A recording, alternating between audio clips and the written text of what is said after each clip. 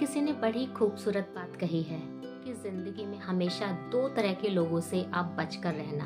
पहले वो जो आप में वो कमियां बताएं जो आप में है ही नहीं, और दूसरे वो जो आप में वो खूबियां बताएं जो आप में है ही नहीं। नमस्कार दोस्तों, मैं अनु सुनाती हूँ कहानी आपको एक राजा की। ये कहानी एक ऐसे राजा की जो कि अब थोड़ा उम्र दराज हो चुका था, बूढ़ा हो चुका था, लेकिन उसके पास कोई उत्तराधिकारी नहीं था। और संतान ना होने की वजह से, उत्तराधिकारी ना होने की वजह से काफी चिंतित रहता था कि कल को मेरा राज्य का भार कौन संभालेगा, कैसे संभालेगा। तो इसी चिंता में राजा बहुत ही दिन रात व्याकुल रहता था। अब राजा ने अपने मंत्री, वजीरों, सलाहकारों सबको बुलाया और एक मीटिंग, एक सभा लगाई कि क्या किया जा सकता है उत्तराधिकारी के लिए। तो सबने अपनी अपनी सलाह दी कि राजा साहब, आप किसी को गोद ले सकते हैं, अपना उत्तराधिकारी उसको घोषित कर सकते हैं। तब राजा ने बोला, अगर मैंने किसी को गोद लिया, उत्तराधिकारी बनाया और वो उस योग्य नहीं हुआ, तब क्या होगा? वो कैसे राज्य को चला पाएगा?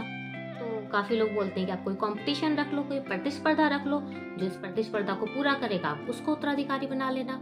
मतलब ऐसे ऐसे करके सबने अपने अपने विचार दिए। अब राजा को इन सब विचारों के बीच में एक सुझाव आया कि राजा साहब, आप इंटरव्यू ले लो, मतलब कि साक्षात्कार। राजा को ये उपाय, मतलब सुझाव ठीक लगा। तो राजा ने डिसाइड कर लिया कि ठीक है, मैं साक्षात्कार लूंगा, इंटरव्यू लूंगा। जो भी मतलब इंटरव्यू के लिए आप अनाउंसमेंट करा दो पूरे राज्य में। वो जो होता है ना, राजा का बिगुल बजा बजा करके अनाउंसमेंट हो गया कि राजा को अपना उत्तराधिकारी चाहिए और जो जो भी है आप आ सकते हैं। मतलब कोई क्राइटेरिया नहीं रखा गया, कोई भी आ सकता है जो राज्य का उत्तराधिकारी बनना चाहता है। अब इसी बीच जब सैनिक वो बिगुल बजाते हुए, नगाड़े बजाते हुए जा रहे थे खेतों के पास से, वहीं पर एक किसान का जो बेटा होता है वो अपने पिताजी को खाना देने के लिए आया हुआ होता है। अब ये अनाउंसमेंट वो भी सुनता है। तो किसान का बेटा बोलता है पिताजी से, पिताजी मैं भी जा सकता हूँ इसमें, मतलब साक्षात्कार के लिए, इंटरव्यू के लिए। उसके पिताजी बोलते हैं, बेटा कहाँ जाएगा तू, ये बड़े बड़े लोग हैं, कहाँ राजा उत्तराधिकारी के चक्कर में पड़ रहा है। पर बेटा नहीं मानता, बोलता नहीं पिताजी, जब कोई रिस्ट्रिक्शन नहीं है, कोई बाउंडेशन नहीं है, तो मैं भी जाना चाहता हूँ। अब बच्चे की जीत है, पिता मान जाते हैं। फिर एक दुविधा और आती है। पिता बोलते हैं, बेटा तू जाएगा तो सही, लेकिन तेरे पास राज्य में जाने के लिए, साक्षात्कार के लिए अच्छे कपड़े भी नहीं है। अब तू ऐसे जाएगा तो अच्छा नहीं लगेगा।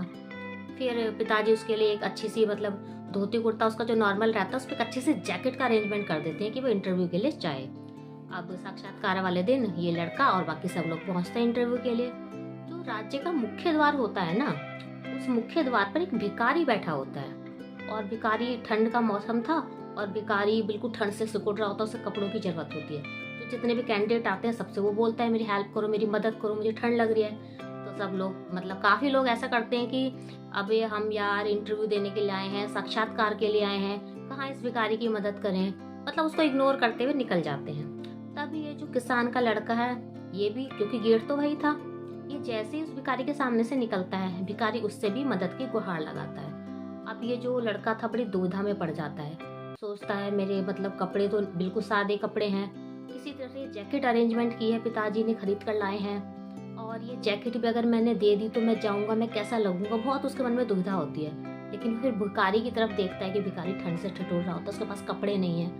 फिर उसे ध्यान आता है कि माँ ने चलते हुए जैकेट की जेब में कुछ चने रखे थे, बोला खा लेना रास्ते में। तो वो सोचता है कि चने दे दूं, पर सोचता है कि चने से क्या ही होगा।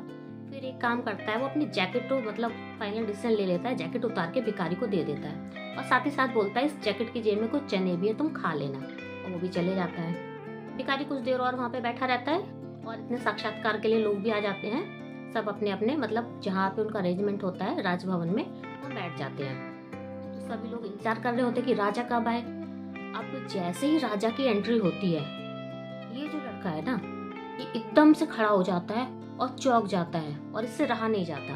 ये बोलता है, तुम तो वही हो ना, इस तरीके से। अब सब इस लड़के की तरफ देखने होते हैं कि राजा को कैसे बात कर रहा है। तो राजा थोड़ा सा मुस्कुराता है और बोलता है, हाँ मैं वही हूँ। फिर लड़के को थोड़ा और गुस्सा आता है कि भाई मेरे पिताजी ने एक जैकेट अरेंजमेंट करी थी, वो भी इन्होंने मुझसे ले ली। फिर बोलता है, तुमने मेरे साथ ऐसा क्यों किया, ये जैकेट मुझसे क्यों ली? तो वो बोलता है, राजा बोलता है मतलब कि देखो, साक्षात्कार के लिए मुझे जरूरी था एक अच्छे इंसान का चयन करना।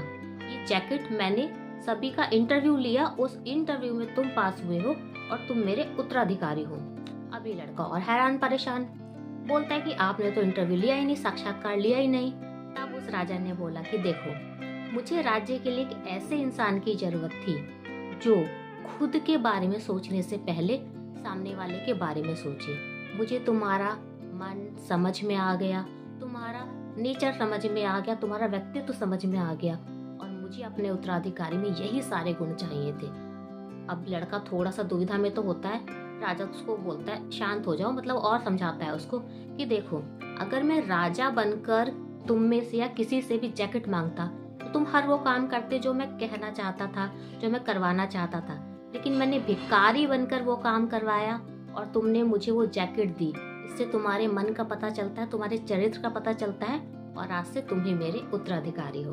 दोस्तों, कहानी से ये सीख मिलती है कि हम सब चाहते हैं कि सब हमें प्यार करे, इज्जत दे, सम्मान करे, लेकिन क्या ये सभी चीजें हम दूसरों के लिए करने को तैयार रहते हैं? इम्पोर्टेंट ये भी है। वीडियो के अंत में मैं अनुपंत कहना चाहूंगी आप सभी से एक ही बात, हमेशा याद रखें, शब्द ही तीर, शब्द ही मरहम। राधे राधे।